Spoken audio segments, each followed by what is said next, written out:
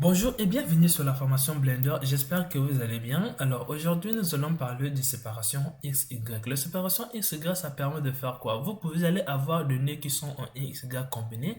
Vous pouvez le séparer à l'aide de nœuds qui s'appelle séparation XY. Donc pour cela on va supprimer tout ce qui se trouve ici. Donc je vais ajouter un cube. Vous pouvez ajouter n'importe quel objet. Je vais venir dans géométrie note et je clique ici. Comme vous le voyez déjà, on a quelque chose qui est là. Là, ça permet de créer ce que vous êtes en train de voir ici. Ça laisse à créer. Et là, ça permet de le faire voir ici. Ici. Donc, si par exemple, je décoche ici, vous voyez rien. Et quand je coche, vous voyez bien que ça fait quelque chose. Maintenant, nous nous allons voir le nœud qui s'appelle ici dans les vecteurs. Donc, vous avez X, Y. Les vecteurs en 3D ici, c'est souvent quelque chose qui porte trois valeurs au même moment. Donc, j'espère que vous avez compris. Je vais les supprimer.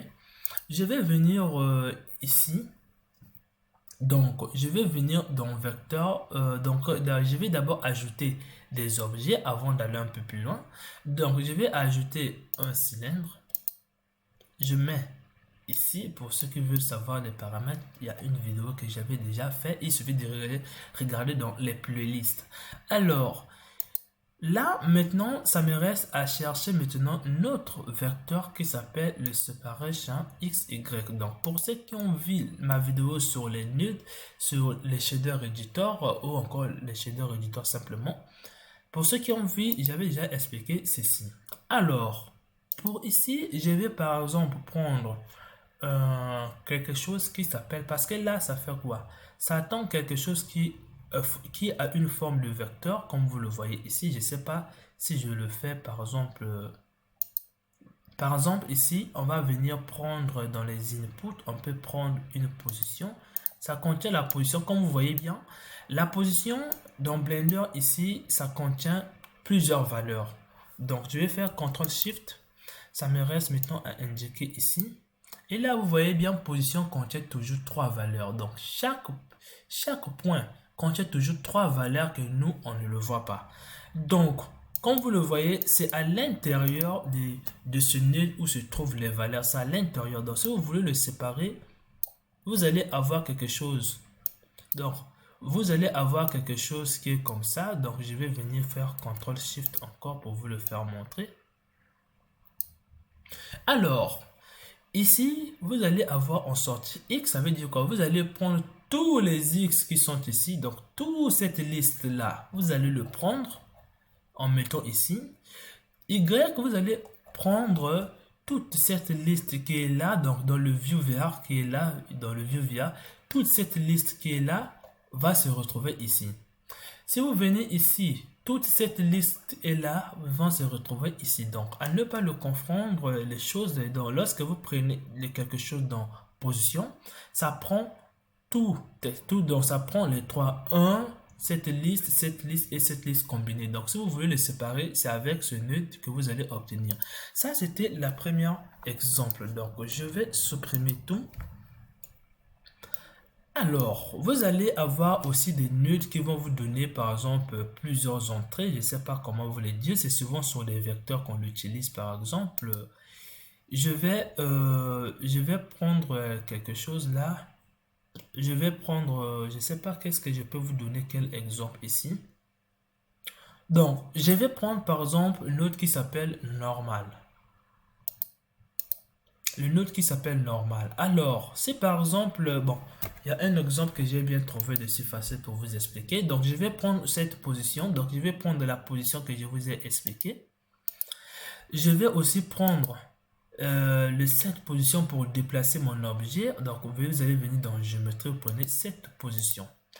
Alors, une fois que vous avez pris ici, si par exemple je vais déplacer mon objet comme vous le voyez, mais quand je mets position ici, ce n'est pas une bonne nouvelle. Donc, comme vous le voyez, donc j'ai mis position et là, rien de bon ne se passe. Alors, puisque ça a marché, nous allons venir ici. Nous allons le combiner. Donc, nous allons faire le déplacement plus quelque chose qu'on va mettre ici pour déplacer de mieux. Donc, vous allez venir dans vecteur. Nous allons prendre le vecteur combine. On vient ici. On va additionner les vecteurs. Donc, on va prendre dans vecteur, on prend math, on fait ici. Math, c'est un vecteur, ça veut dire quoi? Ça va contenir plusieurs valeurs. Alors, je vais mettre ceci ici et on a un vecteur. Et donc, moi, je vais le mettre sur ici. Donc, j'ai confondu avec math rotation. Je vais prendre math qui s'appelle bien ici simplement math. Donc, je mets sur A, je mets sur B. Ensuite, j'ai une sortie en rotation ici que je peux peut-être, je vais déplacer avec ces paramètres qui sont ici, comme vous le voyez ici. Donc, une fois que vous avez ici, vous avez la possibilité de séparer les paramètres qui se trouvent ici avec le node qui s'appelle bien séparation. Donc, nous, on a séparation ici. Alors, dans séparation, comme vous voyez bien, le nœud cache beaucoup de choses, mais ça fait qu'une seule sortie. Donc, on peut venir prendre les informations qui se trouvent ici. Donc, si par exemple, dans le viewer, je fais par exemple, je ne vais pas rentrer loin dans le viewer. J'espère que vous avez compris. Je peux prendre les informations de ce vecteur, le mettre ici. Donc, ça veut dire les valeurs qui sont ici, x, ça va sortir ici, ça va sortir ici, ça va sortir ici. J'espère que vous avez compris. Je peux prendre le vecteur mathématique qui lui aussi comprend ici. Ça veut dire quoi? Le x de celui, ça sera additionné avec le x de celui pour donner la valeur sur le x qui est là.